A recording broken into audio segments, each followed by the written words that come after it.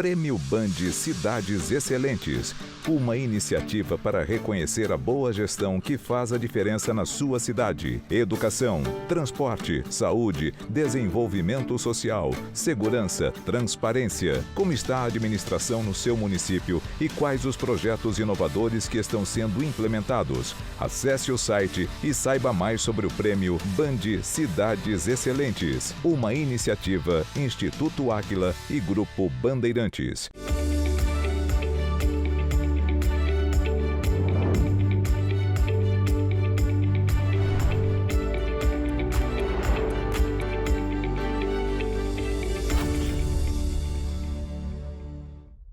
Olá, bom dia! Toda empresa é um conjunto de resultados. O que um departamento faz impacta no outro. Não existe equipe menos ou mais importante.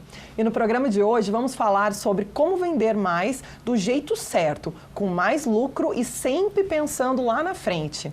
Nosso convidado é um especialista na estratégia do Box da Demanda, que está trazendo grandes resultados para empresas de vários setores e tamanhos. Está conosco Fernando Moura, sócio e consultor do Áquila.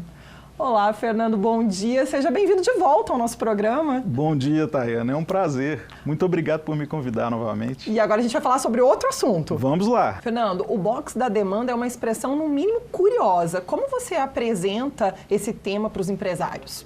O nome Box da Demanda é feito também para facilitar o entendimento, porque é enxergar a empresa como uma caixa.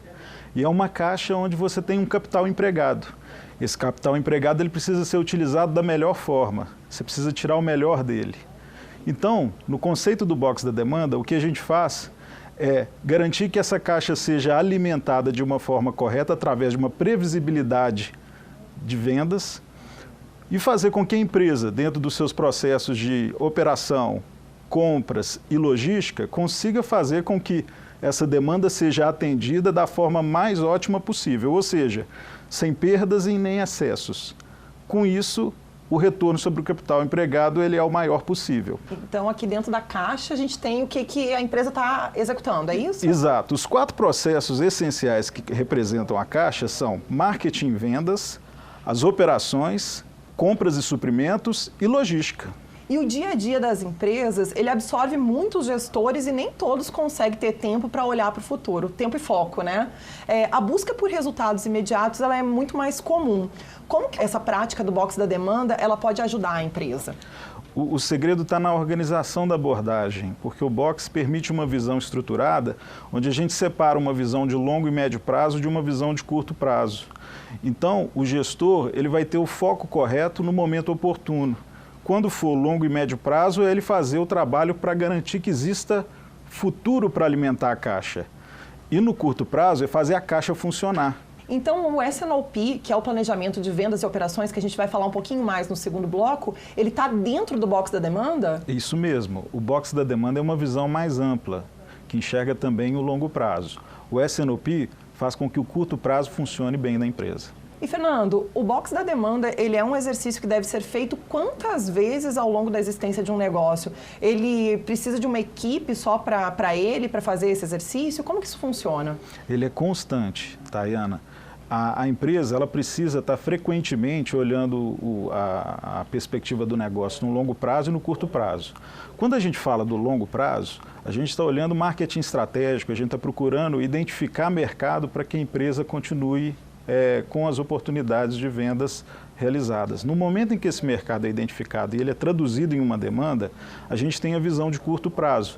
E aí é que funciona a operação da empresa. No caso específico, a equipe que se envolve nisso são todas as áreas da empresa que estão nesses processos essenciais que eu falei antes. Então, a equipe comercial, a equipe de compras, que trabalha com suprimentos, as equipes de operações, e também a equipe de logística, elas precisam estar envolvidas, mas de forma separada.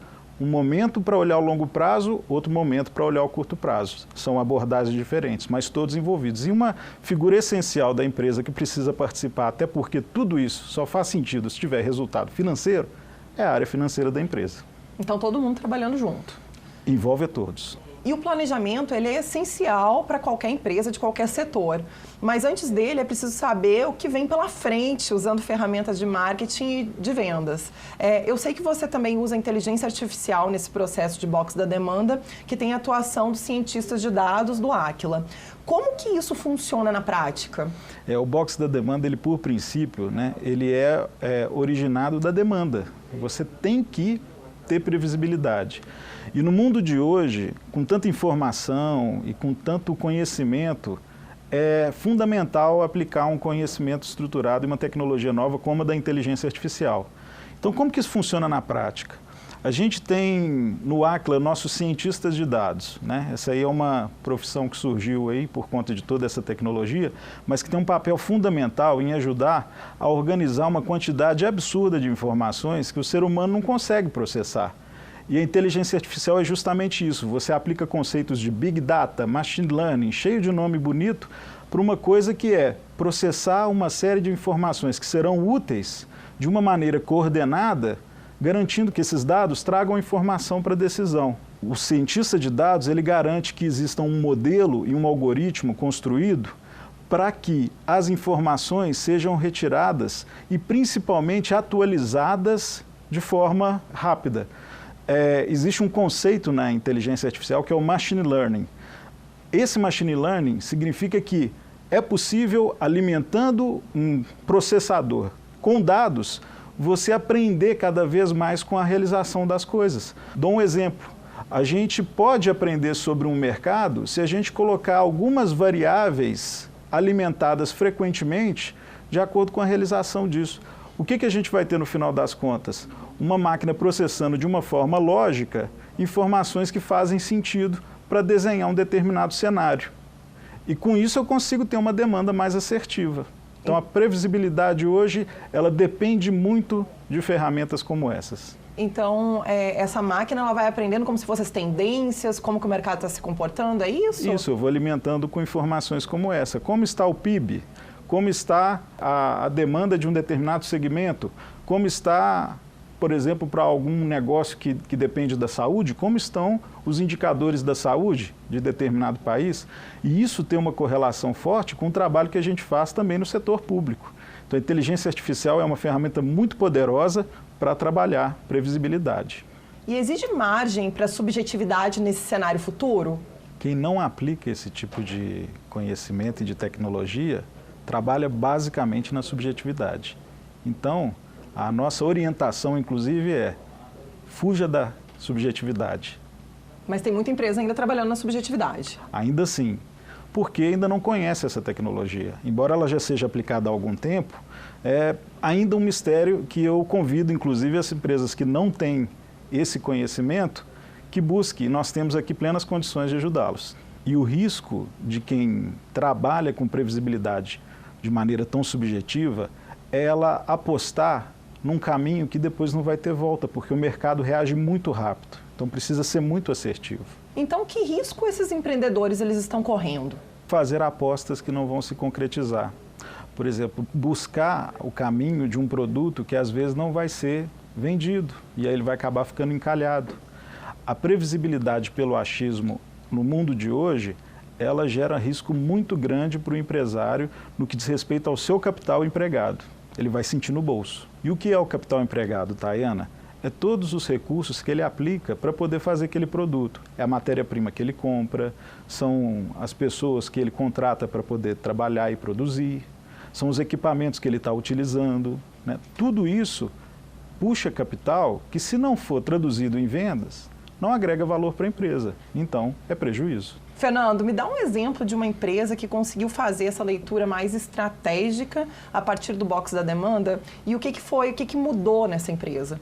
Olha, eu tenho um exemplo de uma empresa do varejo. Ela, aplicando a previsibilidade de forma científica, ela conseguiu enxergar uma demanda que ela não conseguia antes, que era impossível, porque ela não conseguia processar a quantidade de informações para verificar aquela demanda existente. Foi tão decisivo para a empresa que ela passou a apostar num outro segmento que estava dando uma margem muito mais interessante. Então, ela conseguiu expandir o negócio e atender aquela demanda.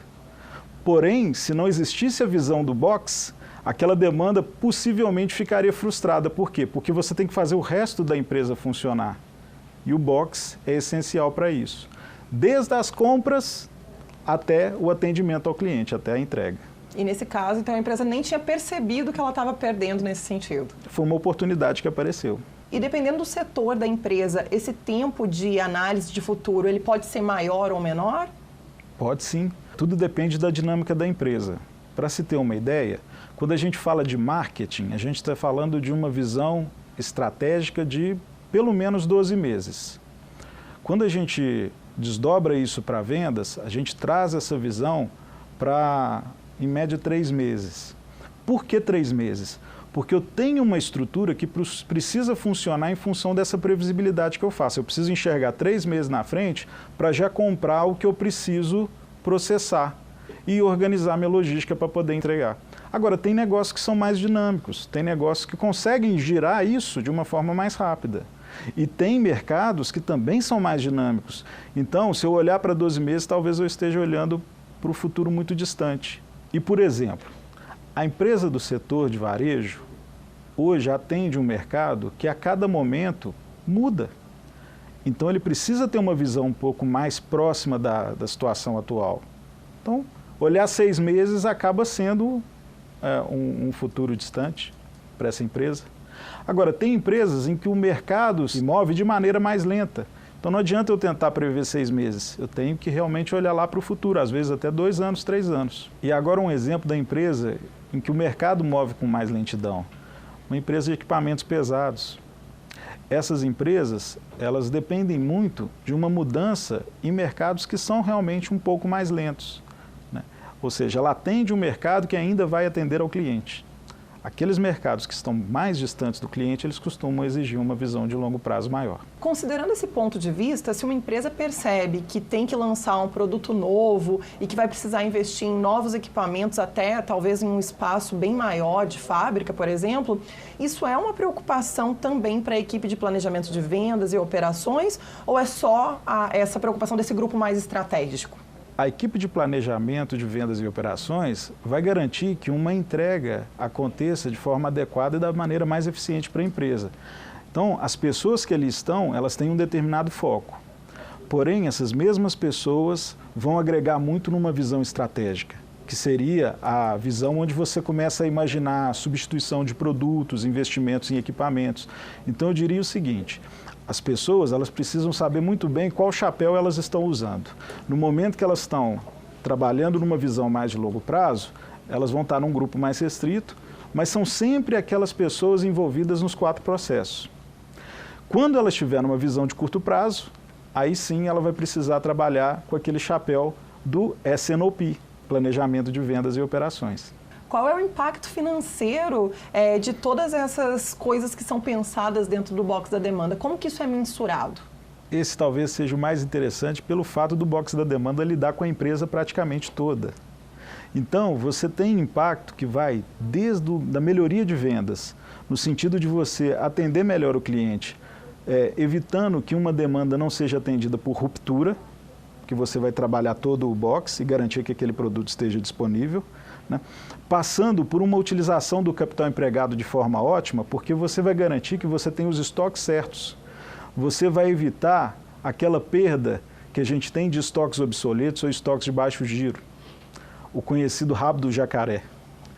E tem também o impacto na margem, porque você vai estar tão afinado que as perdas de processo elas vão ser reduzidas, muitas vezes até eliminadas. Por quê? Por uma situação de alinhamento que você garante com o box da demanda. Então, o impacto em resultado ele vai desde o aumento de vendas até melhoria de margem, utilizando o capital empregado da melhor forma, ou seja, impacto direto no caixa. Eu ia dizer isso, exatamente. Até porque se você está trabalhando no estoque, você está trabalhando no caixa também, né? É isso mesmo. Fernando, e para não restar dúvida sobre a importância de se olhar para o futuro, toda empresa, por mais competente que seja hoje, pode ser surpreendida por uma demanda nova e nem se dá conta e às vezes até não tem nem tempo para reagir? Sim. Isso acontece muito, principalmente na situação que nós estamos vivendo de mercado acelerado. E a gente viveu isso forçosamente com a pandemia. Quantas empresas não tiveram as suas demandas alteradas sensivelmente, inclusive na forma de atendê-las, que precisaram reagir?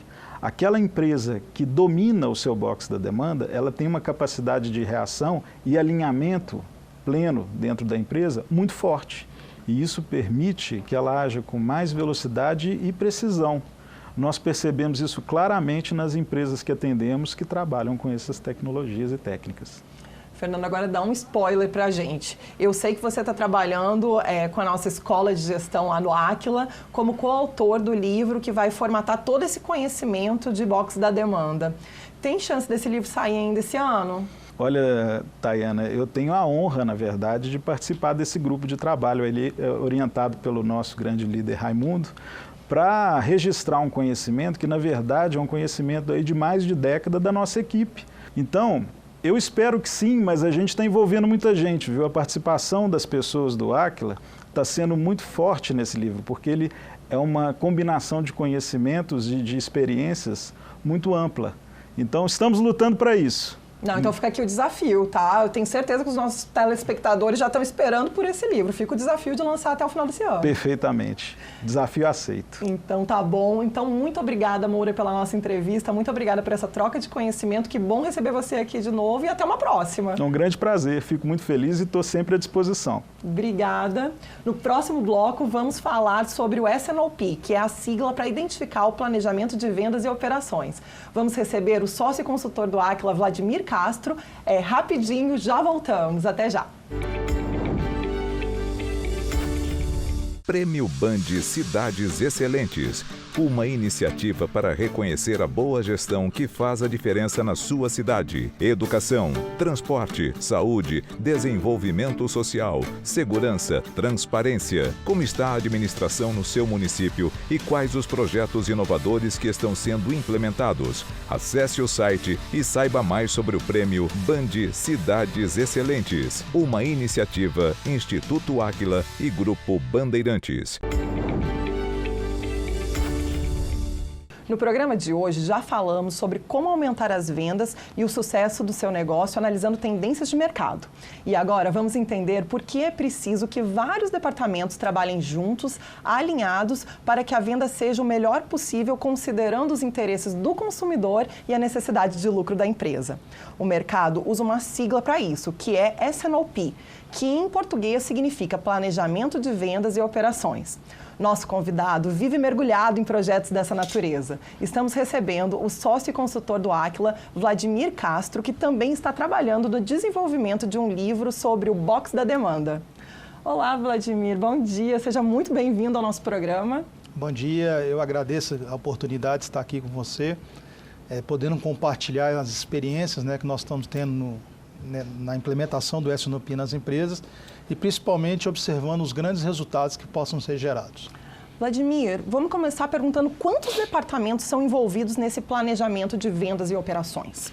Tayana, na indústria, normalmente estão envolvidos a área comercial, a área industrial, o planejamento e controle da produção, que nós chamamos de PCP, a área de logística, e a área financeira, que é uma área muito importante para garantir o controle do caixa. E também a área de suprimentos, que faz toda a parte de compras de matéria-prima e insumos para a produção. E como que a empresa faz a previsão da demanda? Olha, a previsão da demanda, ele faz parte de um planejamento, que se iniciou pelo marketing estratégico, uma visão de longo prazo, onde se define ali novos mercados, novos produtos. Esse marketing estratégico é desdobrado no nível tático, que a gente chama ali de, no momento que a empresa define ali suas políticas de precificação, suas ações de propaganda, E depois vem numa visão mais de curto prazo, que nós chamamos ali geralmente uma visão de 3 meses, onde a força de vendas é responsável por fazer essa previsão. Então, normalmente, a área de vendas, junto com o planejamento e controle de produção, geralmente eles fazem uma análise histórica, avaliando sazonalidades, resultados, para poder fazer essa previsão. Só que nós estamos percebendo que, ultimamente, essas previsões elas geram muito erros, Então, nós estamos utilizando o artifício da inteligência artificial para nos ajudar nessa melhor assertividade dessa previsão. Por quê? Às vezes nós estamos falando de empresas que têm mais de 60 variáveis, Falando de preço, PIB da região. Então, você tem um algoritmo desse que faz esse estudo, facilita muito a análise e diminui o erro de previsibilidade. Então, esses erros que você citou, eles acontecem pela grande quantidade de dados que você tem para tratar, certo? Certo, sem dúvida. É muito importante você ter esse algoritmo para facilitar e diminuir esses erros de previsibilidade. Tudo com a inteligência artificial. Tudo com a inteligência artificial como um grande suporte para fazer essa previsão de demanda de uma maneira mais assertiva. Então, empresas que tentam fazer isso só com planilha, sem o uso de tecnologia, elas não conseguem. Dificulta muito, né? O erro é muito alto. O uso da inteligência artificial possibilita uma melhor assertividade nessa previsão. E, Vladimir, empresários do varejo, eles costumam dizer que muitas vezes eles são alertados pelas indústrias fornecedoras sobre a necessidade de fazerem estoque por conta de alguma dificuldade que está por vir no abastecimento de um determinado insumo, uma matéria-prima. É mais comum a indústria ter esse tipo de previsão? Olha, Tayana, eu vejo aí dois pontos críticos, né? O primeiro é o bom relacionamento que você tem que ter com seus fornecedores. Se você tem um bom relacionamento, você vai ter acesso a essas informações. E o outro momento é a sua capacidade de caixa, né? Se você tem capacidade de caixa para poder fazer esse investimento, ela é até interessante sim. Porque se você compra uma matéria-prima mais barata hoje, que você sabe que ou ela vai sumir ou ela vai aumentar no futuro, você vai ter um ganho lá na frente, você vai ter uma margem melhor na sua entrega. Isso não é muita realidade que nós vivenciamos nas empresas, né? Onde a gente sabe que o caixa é muito restrito. Então, quanto mais justo ser essa previsão com a realidade ali dos próximos, no curto prazo, é mais interessante.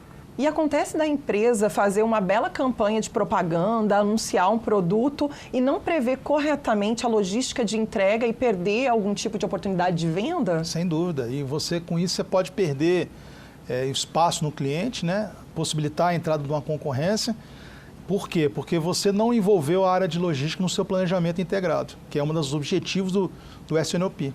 Então, quando você faz esse planejamento integrado envolvendo todas as áreas, inclusive a logística é um elo muito importante, a logística vai ser a responsável por fazer toda a parte de programação, né, contratação ali dos caminhões, toda a parte de agendamento, carregamento e expedição e roteirização das entregas. Então é muito importante sim, eles estarem envolvidos nesse planejamento. Vladimir, a gente está falando muito das indústrias, né? Mas empresas do comércio e serviços, elas também devem fazer um planejamento de vendas e de operações? Tayana, sem dúvida. Quando você fala, por exemplo, em serviços, né, você ter uma ideia da sua demanda vai fazer com que você tenha um bom planejamento da sua estrutura de atendimento. Então você vai poder atender melhor, você vai poder melhorar a qualidade do seu atendimento e, é claro, também comprar melhor, né? Porque muitas vezes em serviço você tem que adquirir alguns produtos. Então a compra também é fundamental, não comprar a mais também. Quando a gente fala na parte de varejo, comércio, a gente sabe que na área de compras é fundamental, né? Você tem lá o ponto de venda, se tiver uma ruptura, a área de compra tem que estar sempre alerta a isso para poder atender. É uma outra função muito importante que é a questão da logística, né? Toda a parte de armazenamento, distribuição e entrega nas lojas, nos pontos de venda. E tudo isso tem que acontecer de uma forma muito rápida. Rápida e integrada. Esse é o grande sucesso, a palavra certa aí é a integração. Perfeito. E há quanto tempo as empresas vêm trabalhando com planejamento de vendas e operações? Esse é um conceito mais recente? Não, isso aí iniciou-se nos anos 80 nos Estados Unidos, nas empresas americanas e europeias. E mais recentemente, já há um bom tempo, já vem sendo praticado no Brasil. Por quê? Principalmente pelo acirramento da concorrência. Então as empresas hoje estão vendo necessidade de serem mais ágeis, entregar o que os clientes necessitam. Nós falamos da ruptura no ponto de vendas para as indústrias, mas qual é o reflexo de um planejamento de vendas e operações mal feito para empresas prestadoras de serviço, comércio? É muito similar, né, Tayana? Se você tem um problema de planejamento, você começa a gerar custos adicionais. Por exemplo, eu gosto muito do exemplo do restaurante. Né, você tem lá, se você não faz uma estimativa adequada dos picos ali de atendimento, você, por exemplo, vai gerar custos extras de mão de obra, horas extras dessa equipe, você vai ter um excesso de estoque, e é um estoque perigoso, porque é um estoque perecível, né? Então, esse casamento, esse alinhamento é muito importante. Então, a parte de planejamento e produção e controle vale também para qualquer tipo de negócio. Vladimir, a gente falou muito sobre integração e eu entendo que é na reunião de consenso que essa integração ela acontece. Essa reunião ela reúne todos os departamentos envolvidos no processo de planejamento e operações? Ela junta todo mundo? Como que ela funciona? Tanto na parte de planejamento quanto no acompanhamento, você tem que ter esses rituais de gestão. Né? E essas áreas todas vão ter que estar participando e envolvidas também. Então, na etapa de acompanhamento, é no momento que você checa se aquela previsão de vendas que você programou, ela de fato está ocorrendo. E dá tempo de você tomar algumas ações corretivas.